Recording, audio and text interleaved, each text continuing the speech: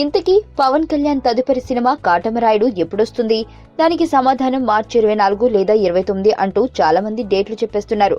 కానీ అలా cinema release అవ్వాలంటే మాత్రం పవన్ అండ్ టీం చాలా కష్టపడాలిగా. ఇంతకీ అసలు కాటమరాయుడు క్యాంపులో ఏం జరుగుతుంది? ప్రస్తుతానికి కాటమరాయుడు సినిమాకు సంబంధించి దాదాపు షూట్ పూర్తయిందట. కేవలం 2 పాటలు వర్క్ మాత్రమే పెండింగ్ లో ఉంది. అయితే సినిమాలోని చాలా సన్నివేశాలను రామానాయుడు స్టూడియోలోను, రామోజీ ఫిలిం సిటీలోను షూట్ చేయడం వలన వాటన్నింటికి భారీ విజువల్ ఎఫెక్ట్స్ అందించాలి. అందుకే ఇప్పుడు ఈ వర్క్ ఫినిష్ అవ్వడానికి అనుకున్న దానికంటే ఎక్కువ సమయం పడుతుంది. కాబట్టి మార్చి 15 లోపు ఇవన్నీ కంప్లీట్ అయ్యేలా ఒక ప్రణాళిక రూపొందించి డే అండ్ నైట్ పనిచేస్తున్నారట. అలా కంప్లీట్ అయితే కానీ సినిమాను మార్చి నెలాఖరులో రిలీజ్ చేయలేరు. అదే సంగతి.